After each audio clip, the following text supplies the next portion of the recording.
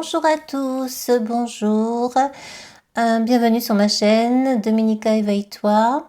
Je voulais évoquer aujourd'hui Mars qui reprend en mode direct le 24 février prochain 2025. Il est en mode rétrograde et dans le signe du Cancer depuis un petit moment. C'est vrai que ce n'est pas l'endroit où il est le plus à l'aise, hein. Le Mars, c'est le feu, c'est l'action, l'autonomie, l'individualité, le côté guerrier, violent, parfois la colère, le fait d'agir, en fait, de se mettre en action. Et là, c'est vrai que dans le signe du Cancer, on est davantage tourné dans son foyer, vers ses proches, vers sa famille, vers son petit nid, vers une certaine forme d'intériorité. L'action peut être beaucoup plus intérieure, intériorisée, vous voyez, réfléchie du moins, en introspection. Voilà, on pense plus au projet futur, on sait qu'on peut agir, mais on ne sait pas encore comment. On est vraiment dans une énergie très différente qui passe aussi par les émotions avant d'être plus frontale et plus directe et plus rapide. Et donc, après une longue période de rétrogradation, eh bien, Mars entre en mode direct à partir donc, du 24 février.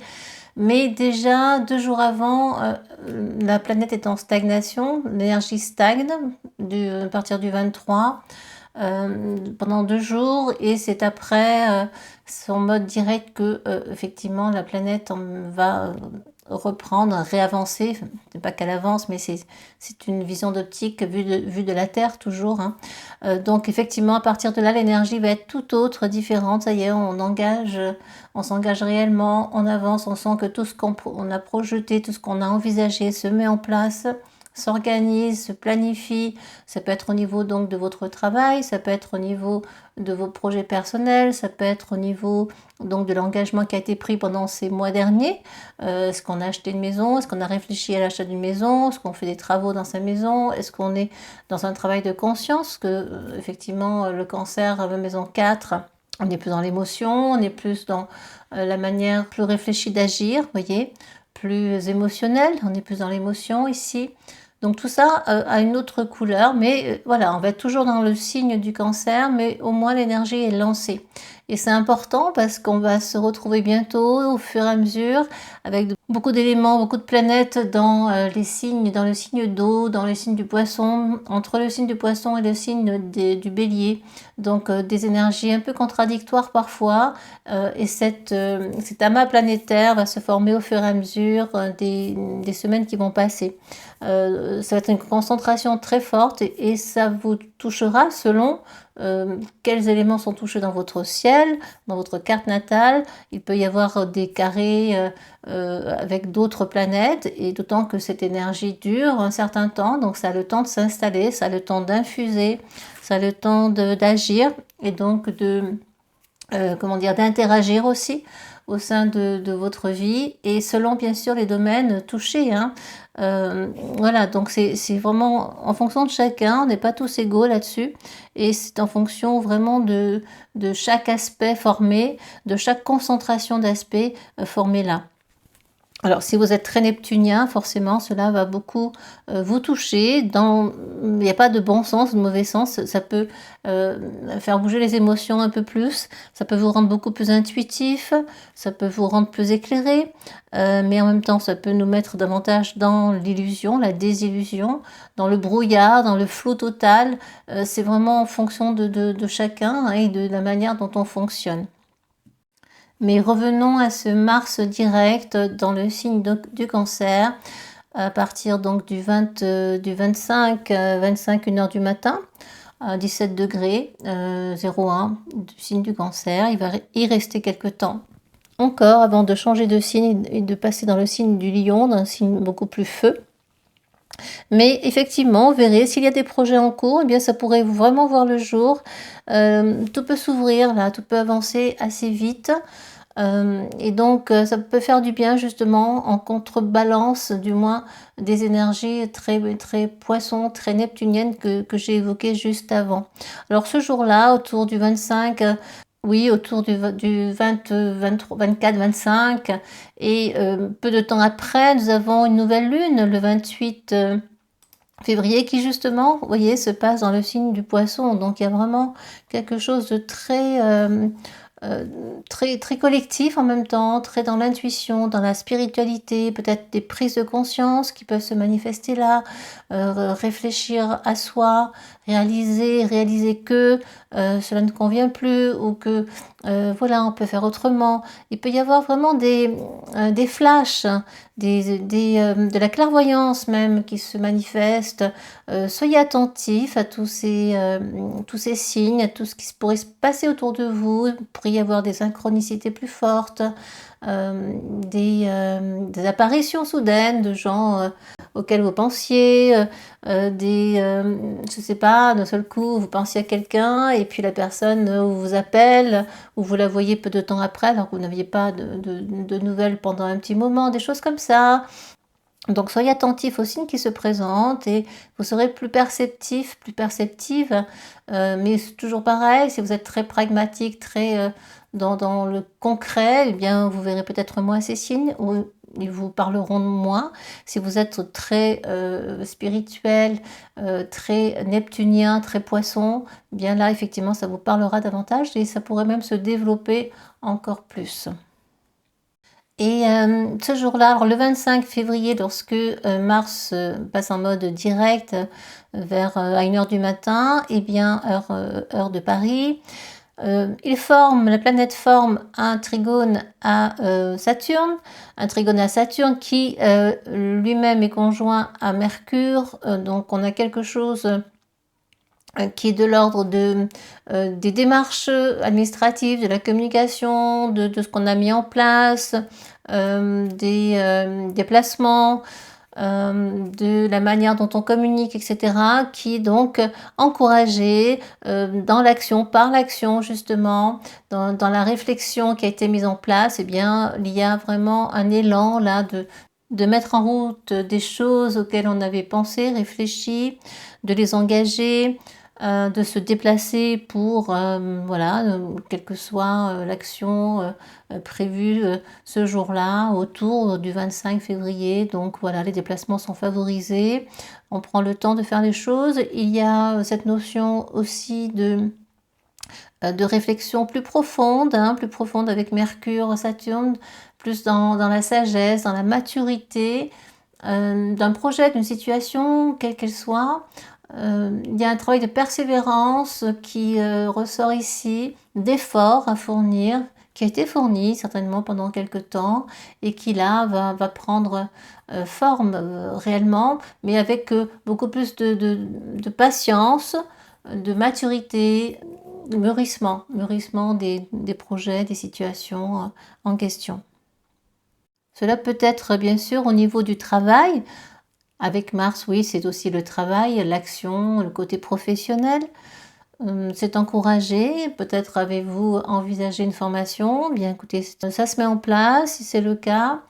Ça avance, ça donne des résultats. Voilà, ça peut être de cet ordre-là, bien sûr, hein. Comme je le disais, les documents, les paperasses, tout ce qui est administratif, si ça a été engagé en ce sens, eh bien ça se débloque, ça prend fin, ça a été mûrement réfléchi, on a pris le temps de clôturer tout ça dans sa tête, de finaliser les dossiers, et là c'est parti avec plus d'énergie, avec une énergie bien différente. Et en même temps, sur la carte du ciel, ce jour-là, le 25 février, nous avons, parce qu'on est peut-être un peu impatient, on veut aller trop vite, attention de ne pas aller trop vite, parce que nous avons Jupiter qui forme un carré au Soleil. Jupiter étant toujours l'excès, tout ce qui est plus grand, grandiose, excessif, borderline parfois. On est moins réfléchi avec Jupiter. On veut aller vite, d'autant que l'action était un petit peu introvertie pendant quelques temps. On a peut-être envie que ça bouge et peut-être envie d'aller très vite. Donc bon, doucement, pas trop d'excès. On y va tranquillement et ça va bien se passer. Donc attention à ce Jupiter qui pourrait apporter des débordements, des excès d'énergie mal contrôlés.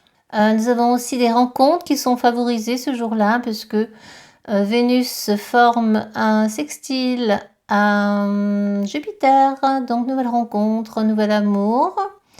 comme ça, peut-être assez soudain. L'émotion, en tout cas, est au rendez-vous, d'autant que nous avons Uranus qui forme ce jour-là un trigone avec la Lune. Donc, c'est peut-être un coup de foudre soudain. Bon, voilà, toujours pareil. Ne pas aller trop vite, trop fort, modération en toutes choses, comme j'aime à le dire. Les intuitions sont présentes, sont bien là, avec ce sextile ce jour-là entre la Lune et Neptune. Donc oui, bonne intuition, etc. Mais comme on a envie d'aller très vite, que l'énergie a été plutôt stagnante ces derniers temps, il ne faudrait pas aller trop vite non plus, prendre le temps de réfléchir et de ne pas se laisser trop embarquer par je ne sais quoi, quelle que soit la situation, par une nouvelle relation, par une nouvelle rencontre, et par exemple. Bon, on continue. Donc ensuite, nous avons la nouvelle lune qui a lieu le 28, peu de temps après. Et c'est vrai qu'à partir de là aussi, nous avons notre Vénus qui va entrer en rétrogradation. Elle est dans le signe du Bélier depuis longtemps. Elle va y rester encore avant de rejoindre par la suite le poisson, les poissons, mais pas tout de suite. Mais en tout cas, effectivement, ça fait pas mal d'éléments groupés là qui vont avoir de l'importance. Mais c'est vrai que cette Vénus qui se prépare à la rétrogradation, au mode rétrograde, nous invite aussi à réfléchir à la relation, ou nouvelle ou ancienne, selon le cas, et comment est-ce qu'on va la vivre, comment est-ce qu'on la vit, comment est-ce qu'on va réfléchir notre manière d'aimer, comment est-ce qu'on va penser notre façon d'être avec l'autre, notre manière d'agir, etc. Donc l'amour sera au centre du décor, entre autres, mais aussi Mercure aussi qui sera de la partie lorsque la planète passera en mode rétrograde, mais pas tout de suite, autour du 15 mars. Donc cette nouvelle lune se passera dans le signe des poissons. Donc vous voyez, on a beaucoup de poissons, d'intuitifs, de collectifs, de compassion, d'intuition, de spiritualité, bien sûr, ouverture à la spiritualité. Et donc ça, c'est un sujet qui va être plutôt à l'ordre du jour pendant quelques temps. Il y a eu beaucoup d'éléments, comme je le disais, dans les poissons, ou du moins Neptune aussi qui s'en mêle, qui est de la partie. Ce trigone que j'ai évoqué juste avant, entre Mars et Saturne étant dans le signe des poissons. Donc voilà, ceux qui sont très poissons seront encore plus émotifs, encore plus intuitifs. Alors ça touche les signes mutables et les signes cardinaux premiers décan. Donc mutables, Gémeaux, les Vierges, le Sagittaire, les Sagittaires et les Poissons, encore eux. Et signes cardinaux, notre Bélier, notre Cancer, notre Balance et notre Capricorne. Peut-être que voilà, vous serez un peu plus touchés que les autres.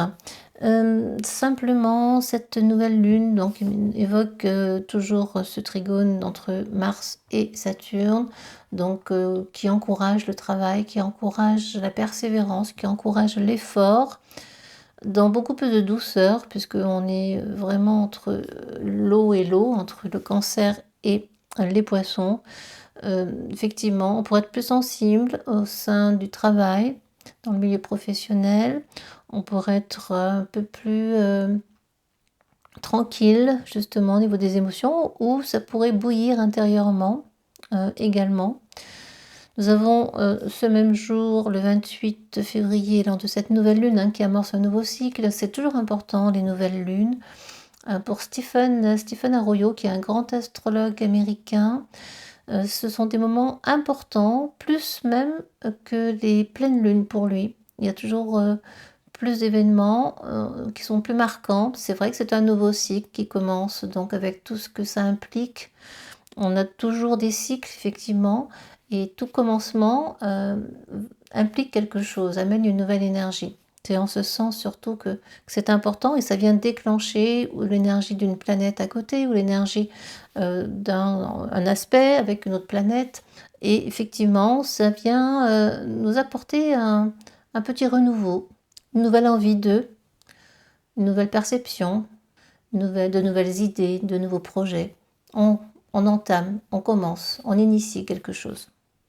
Là, on réfléchit aussi beaucoup à quelque chose, d'autant qu'on a Mercure Uranus, donc attention aussi à la communication trop vive, trop brutale, qui part un petit peu comme ça, qui a tendance à être imprévisible. Ça peut être aussi la communication qui est encouragée, de nouvelles idées, de nouveaux projets, un nouvel apprentissage. Là, ça s'y prête, hein, entre ce sextile de Mercure-Uranus, et d'autant que Mercure est proche de Neptune. Donc faites-vous confiance, faites confiance à votre intuition qui est toujours juste, votre cœur.